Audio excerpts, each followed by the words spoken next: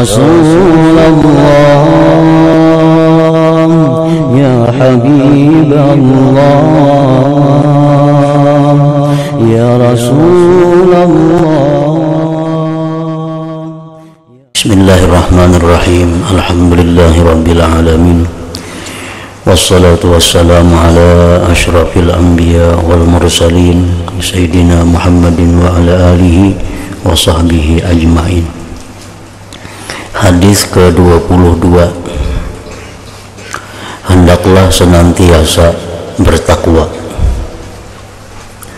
An Abi Dzarrin wa Mu'adzin radhiyallahu anhuma an Rasulillah sallallahu alaihi wasallam qala ittaqillah haitsuma kunta wa atbi'is sayyi'atal hasanata tamhuha wa khaliqin nasa bi khuluqin hasan.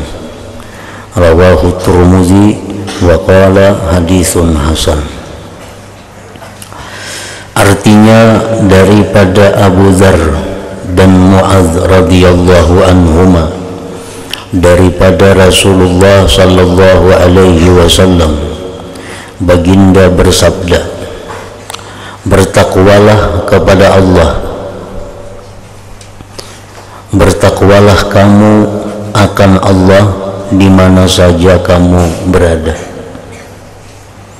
Maksudnya, baik di tempat yang sunyi atau di tempat orang banyak, baik di tempat yang diketahui orang atau di tempat yang tidak diketahui orang, di mana saja kamu berada. Dan ikutkanlah kejahatan dengan kebaikan, niscaya ia menghapuskan akan dosa kejahatan itu. Kejahatan maksudnya adalah maksiat. Kebaikan itu macam-macam, namun yang utama adalah tobat kepada Allah.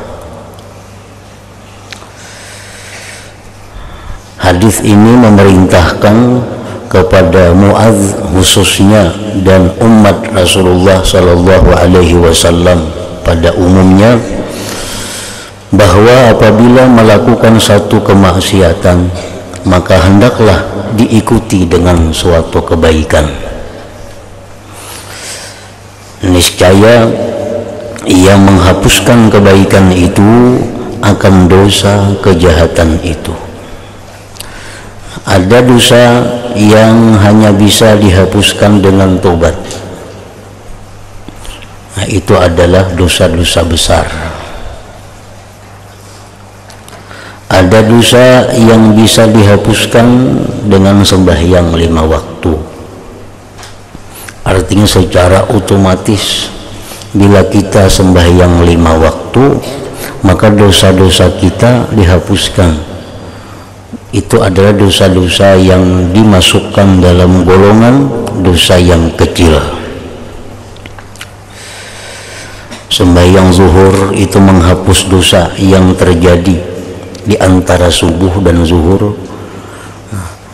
Sembahyang asar menghapuskan dosa yang terjadi antara zuhur dan asar.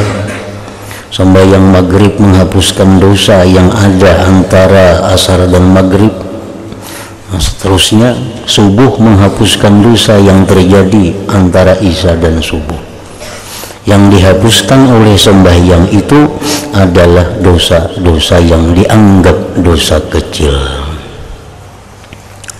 Sedangkan dosa besar seperti minum arak, berjudi, mencuri, memfitnah orang lain, menggibah orang lain, nah itu kada bisa hapus dengan sembahyang 5 waktu. Mesti dihapus dengan kebaikan yang bernama tobat tadi. Dan bergaullah akan manusia dengan akhlak yang baik, dan bergaullah akan manusia dengan akhlak yang baik, karena akhlak yang baik itu yang akan memberati timbangan amal kebaikan manusia. Orang ini ditimbang amalnya, maka ternyata banyak dosanya. Nah, untuk menutupi itu adalah dimasukkan catatan amal yang bernama akhlak yang baik. Maka akhlak yang baik itulah yang memberatkan timbangan kebaikan sehingga menang daripada timbangan kejahatan. Nah, akhlak yang baik itu dijelaskan pula oleh Rasulullah Shallallahu Alaihi Wasallam dalam hadis yang lain. Akhlak yang baik macam apa yang bisa memberatkan timbangan itu?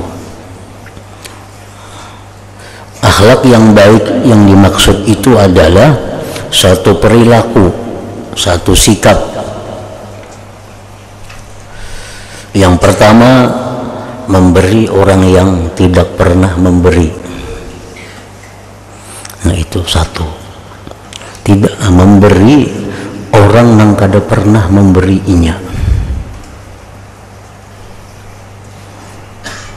Orang itu lawan kita kada pernah memberi apapun, kada pernah. Nah, kita disuruh untuk memberi orang itu kalau kita berakhlak yang baik. Misalnya orang sebuah rumah itu amunnya baaruhan berselamatan kada suah matahari, seumuran dah itu kada suah matahari. Nah, bila kita nang berselamatan, nah kita atarinya, itu contohnya. Nah, kawan ini kada suang bayariakan minum di warung, kada suang bayariakan minum. Nah, kita membayariakan inya sewaktu-waktu.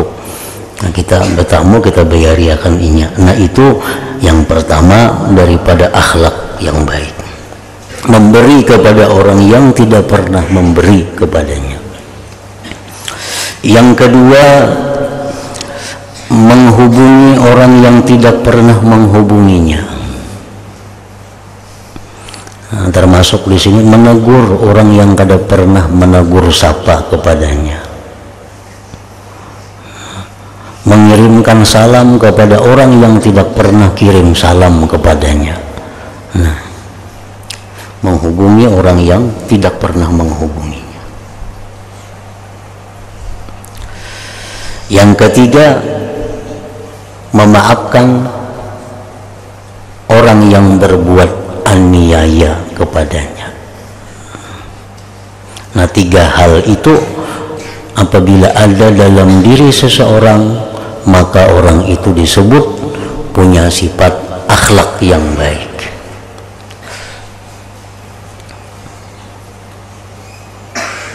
Memberi kepada orang yang tidak pernah memberi, menghubungi orang yang tidak pernah menghubungi, memaafkan orang yang aniaya atasnya, memaafkan orang yang menyakitinya.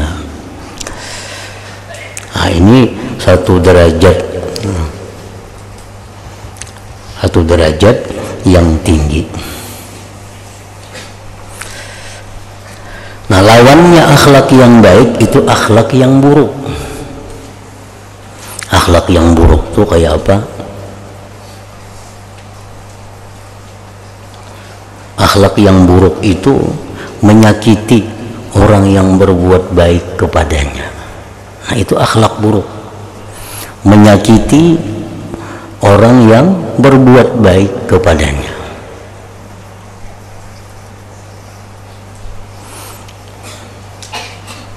Orang memberi terus, ini ada seorang beri. Nah, itu akhlak yang buruk. Orang menyapa menagur terus, ini ada mau nagur orang. Nah, ini akhlak yang buruk.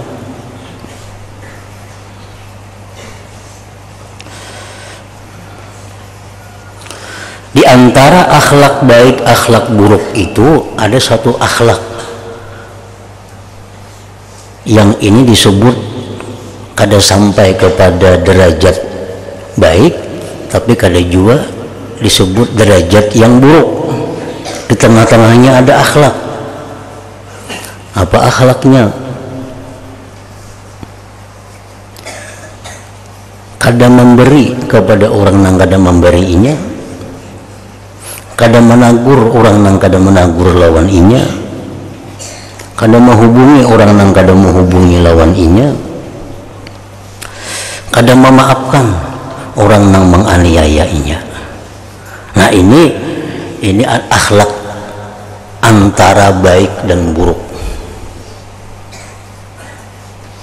Kalau akhlak jahat, menyakiti orang yang berbuat baik kepadanya, orang memberi tarusnya kada suah, orang menagur tarus inya kada suah berdahulu menagur, orang berbuat salah lawan inya membalas banget pada itu. Nah ini akhlak buruk.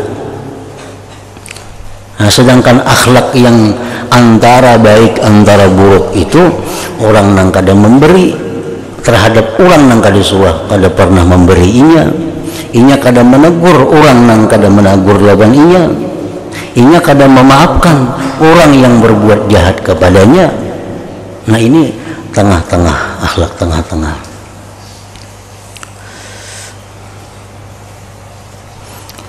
Nah akhlak yang tengah ini bisa dianggap akhlak yang baik bila dibanding dengan akhlak yang buruk. Tetapi akhlak yang tengah ini bisa dianggap belum baik bila dibanding dengan akhlak yang baik.